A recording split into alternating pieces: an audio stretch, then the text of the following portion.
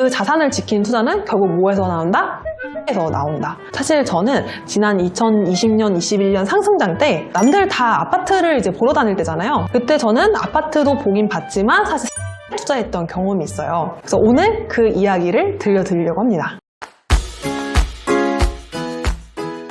네, 여러분 안녕하세요. 부자되는 세상 부세입니다. 여러분 이제 9월부터 이런 기사들 많이 보셨을 거예요. 여러 가지 대출 규제가 본격적으로 시작됐다. 스트레스 DSR이 적용됐다. 아마 이런 기사들 많이 보셨을 텐데, 스트레스 DSR은 예전부터 예고를 하고 있었어요. 중간에 한번 유예가 됐는데 빨리 내 집 마련을 해야 된다. 아파트를 사야 된다 하면서 여름에 정말 많은 거래가 일어났어요. 주 1회 임장을 계속 실천을 하고 있는데, 제가 이제 아파트 임장을 갈 때마다 물건을 이제 보러 가려고 예약을 잡았는데 물건이 그 사이에 나하고 없다는 거예요. 그래서 보려고 했던 물건을 보지 못했던 그런 이제 기억도 있습니다. 특히 이제 주요 상급지를 비롯한 주요 지역들은 거의 전고점 이상을 회복한 상태에 있다고 해요. 많은 분들이 그래서 내가 6개월만 더 빨리 움직였어도 하시는 분들이 정말 많더라고요. 근데 이미 벌써 대출 기준 시행이 됐고 이미 이제 기차는 떠났단 말이죠. 그런데 아직까지 그 미련을 버리지 못하고 어떻게든 뭐 아파트를 사야 되는 거 아니냐, 헤어진 연인의 바지가랑이 붙잡고 늘어지는 심정으로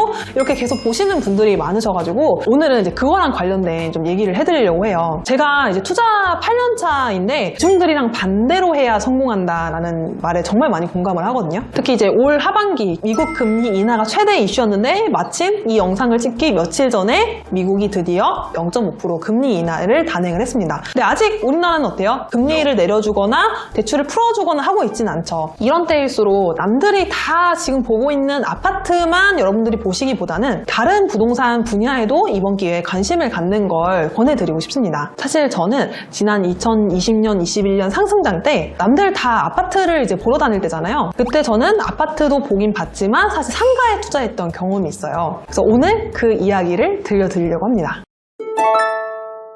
이제 2020년, 21년 상승장 분위기가 어땠는지 제가 잠깐 소개를 해드릴게요. 제가 지금도 기억이 나는 게 친구가 내 집 마련을 한다고 해서 같이 실거주할 집을 봐주러 다닌 적이 있어요. 부동산에 이제 집을 보러 간다고 해서 예약을 잡았는데 그때도 대출 규제가 본격적으로 시행이 된다고 하면서 정말 많은 분들이 물건을 거의 쓸어가다시피 한 수준으로 계약이 바로바로 되던 시기였어요. 저희도 5분 전에 친구가 이제 이 단지가 마음에 든다 해서 다행히 네이버 부동산 찾아봤더니 물건이 있는 거예요. 그래서 아직 계약이 안 됐다고 해서 저희 그럼 바로 보러 갈게요 해서 친구랑 스케줄을 잡아가지고 둘 다 퇴근을 하고 저녁에 이제 갔는데 이미 10분 전에 계약이 됐다는 거예요. 그래서 그렇게 놓친 적이 한 3-4번 정도 됩니다. 집을 결국에는 이제 매입을 하긴 했는데 친구도 옆에서 막 조급해하고 저도 어떻게 보면 이제 부동산을 공부한 사람으로서 이 친구의 집을 하는 걸 도와주고 싶은데 자꾸 이제 우리가 보려고 했던 집이 계약이 되니까 어떻게 해야 될지 굉장히 난감했던 그런 기억이 있습니다. 그리고 이때가 한창 막 주변에서 빨리 개집이라도 사라 어떤 집을 하더라도 다 가격이 올라갔던 시기였기 때문에 그런 때다 보니까 지방 아파트 특히 막 갭 1,000만 원, 2,000만 원 할 수 있는 집들은 막 법인으로 50채씩 막 쓸어가다시피 했어요. 그렇게 사도 당연히 여겨지던 시기가 불과 몇 년 전만 해도 있었습니다. 근데 그건 중요하지 않아요. 저는 그런 시기에 왜 아파트를 사지 않고 상가 투자를 했느냐. 사실 저는 그때부터 좀 비정상적이다라는 거를 좀 이미 인지를 하고 있었어요. 그리고 그때는 이제 저금리였지만은 이게 언젠가는 끝날 것이다. 그러면 그 상황에 맞춰서 미리 대비를 좀 해야 되겠다라는 확신까지는 아니었지만 어느 정도 좀 염두에 두고 있어야 되겠다라는 생각을 항상 하고 있었습니다. 항상 투자는 내가 잘 될 것만 생각하고 하면은 사실 크게 문제가 될 게 없어요. 근데 항상 투자는 성공도 있지만 실패가 있다는 걸 반드시 기억을 해야 되거든요. 실패에 대비해서도 지금부터 준비를 해야 되겠다 생각을 하고 있었습니다. 그래서 첫 번째로 자산이 많을수록 그걸 지킬 수 있는 현금 흐름에 좀 더 집중을 해야 되겠다라는 생각이 들었어요.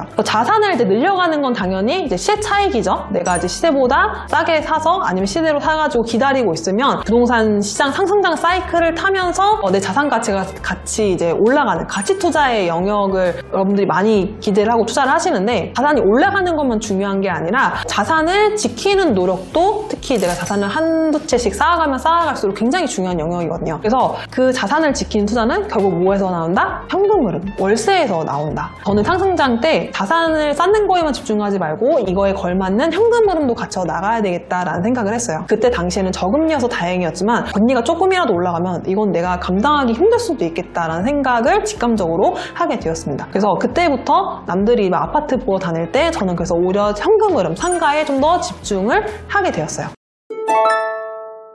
그 다음에 이제 두 번째로 상가를 우리가 보통 부자의 물건이라고 많이 불러요. 근데 왜 부자의 물건이라고 부르냐? 바로 자는 동안에도 돈이 들어오는 그런 구조를 가지고 있기 때문인데요. 자는 동안에도 돈이 들어오는 경험을 할 수가 있다. 쉽게 말해서 신경 쓸 게 하나도 없다는 거예요. 우리가 부동산 투자를 하면서 투자하시는 분들이 가장 스트레스 많이 받아 하는 게 뭘까요? 네, 바로 임차인의 연락이에요. 아마 부동산 투자를 한 번이라도 해보신 분들은 아실 텐데 이게 뭐 비 오는 날 아니면은 눈이 많이 오거나 아니면 다른 이유로 인해서 임차인한테 막 계속 그때마다 뭐가 고장났다, 보일러가 고장났다, 난방이 안 된다 그러면 전화가 오면은 그게 한두 번은 괜찮지만 계속 반복이 되면 스트레스를 받을 수밖에 없거든요. 근데 이 상가는요, 임차 세팅을 해놓으면은 그 임차인이 더 이상 연락이 잘 안 와요.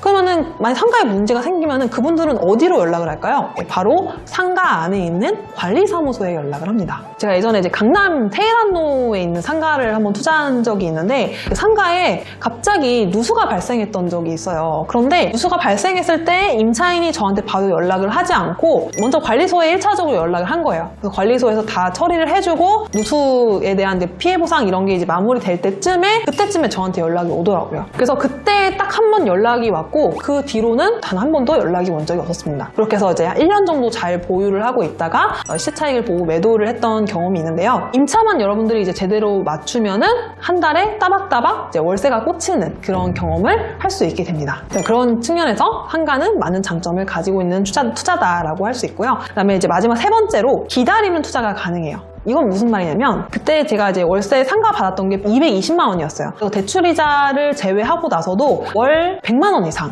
계속해서 현금 흐름이 들어온 상황이었습니다. 급여가 제가 그 당시에 새우 한 200 후반에서 300 초반이었던 걸로 기억을 해요. 그래서 연봉으로 따지면은 한 3,700만 원 수준이었는데 거기서 이자를 제하고 100만 원 이상이 플러스가 되니까 거의 저는 연봉이 3,700, 800이 아니라 5천만 원 정도, 그러니까 5,500만 원 정도의 상승 효과를 누릴 수 있게 된 거예요. 제가 뭐 이직을 하지 않고도 이렇게 상가를 세팅을 하나 했더니 이렇게 연봉 5,500만 원 수준의 연봉을 받는 사람이 된 거죠. 그래서 급여가 아닌 상가에서 나오는 그 월세 수익으로도 대출이자를 충분히 감당할 수 있게 되니까 굉장히 여유롭게 기다리면서 투자가 가능해지더라고요. 그때 비로소 저는 현금 흐름의 중요성을 굉장히 많이 깨닫게 되었습니다.